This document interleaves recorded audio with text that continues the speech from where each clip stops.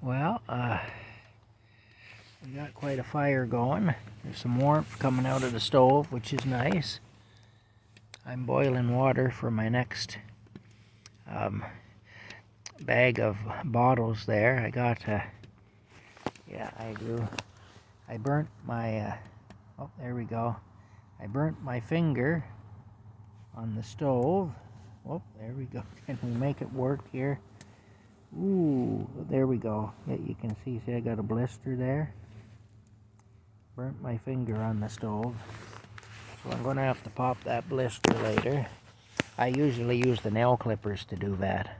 I'll just take the nail clippers and I'll just latch onto it and squeeze them, and it just cuts the blister open then. And then I'll put some more of that salve on that too. My other wound on my hand is looking considerably better from the salve, as you can see. Yeah, I'll put more on it. And there is my my water's boiling. Okay, here we go now. Time to fill the water up here. Ooh, I don't want this to fall over though. Sometimes it will when you're filling it up. Once it gets up to a certain point, it won't. But because it gets enough weight in the bottom of the bottle that it keeps it upright. But when you're first filling it, it'll fall over sometimes. Okay, there we go. There's one filled up. One filled up here. Let me just tighten the cap up. The caps get that they don't really seat anymore, and that means that it's time to replace the bottle. But it'll be okay for tonight anyway. We'll do this one too now. Yeah, we'll do this one too. You got to be careful too, because the handle on the kettle even gets hot. Again, this one's got enough in it now that it won't tip. Another thing you got to bear in mind when you stop pouring is the water if it's already in the funnel. Because the water, when you stop pouring into the funnel's still emptying into the bottle. So you can easily end up pouring too much and having the bottle overflow. Yeah. Oh my goodness. Alright, here's the bags. Okay, we'll pour this in here. See real good.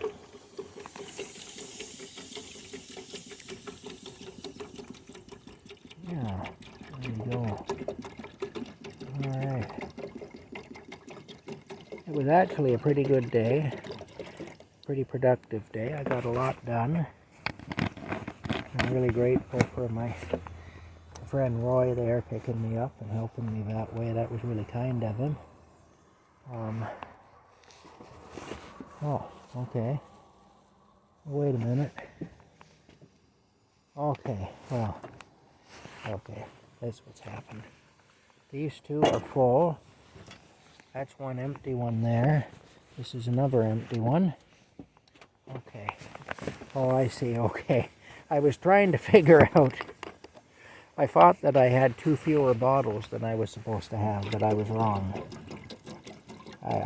My mathematical skills aren't great. But no, it's alright, I have the correct number. It just took me, I fooled myself into thinking I had fewer bottles. I had two fewer bottles than I should have, but that isn't the case. Anyway. There we go. The new lid, the new, well, whatever you call it, knob or whatever that I put on top of the lid is working out really well. Tonight's chicken feast was very good. Rocky and I both appreciated it very much. And we have leftovers, which I've stored in the refrigerator. My little underground root cellar thing that I made using a tote and a piece of styrofoam and all that buried, you know. Okay, now this is a hard operation to do with just one hand.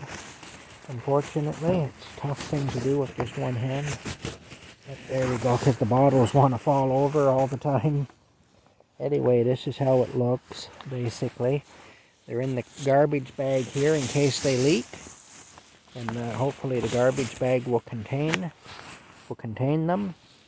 And then I twist around here like this again with only one hand. It's hard to do, but I'll do it here as best I can and show you what I do.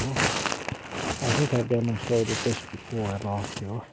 See there, I twisted around. I didn't do a great job with that. See, now I have the little clip here, a little old office clip, and it goes where I twisted it. And then I fold it down into the drawstring bag. Of course, the bottles always want to fall over when you're doing this with one hand.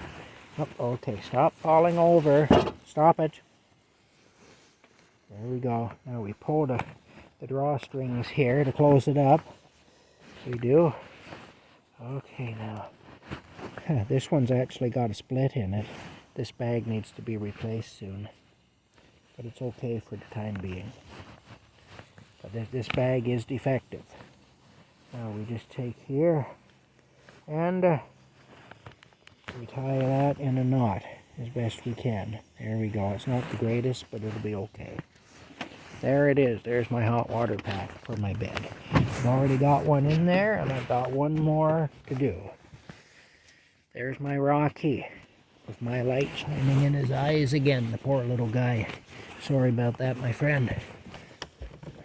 But on the positive side, these bottles will put some warmth into the bed, hey? So it's good that way. It is. You're a good boy. Got to go back out there, my friend. I've got to put the frying pan in the sink, into the dishwater. That's what I do. My dirty frying pan from the chicken cooking. Because I did chicken cooking in there. Oh, I got these to wash too. Well, especially this one here. I gotta wash this dish here. Man, there's more and more to do. I should have washed this dish before I put the frying pan in, but I didn't realize. Okay, I'm working with one hand here, so pardon me. Good enough. Okay, and then we got the frying pan to wash. Okay, I'm going to let it soak in here for a while. And, yeah, we'll grab up a new roll of paper towels, too. I've got paper towels and toilet paper here coming out the wing-wang. In the early days of the COVID thing there, I'd have been the envy, I guess, of a lot of people. Look at all the paper products I have there. There'd be a lot of people. You can't even see them all because they're all stored behind what you can see there, too. All right. Okay. There we go. There's my fire. All right. Anyway, we'll let that boil. It's actually not a bad night. That's it for now. Rocky and I will see you in a little while. Bye-bye.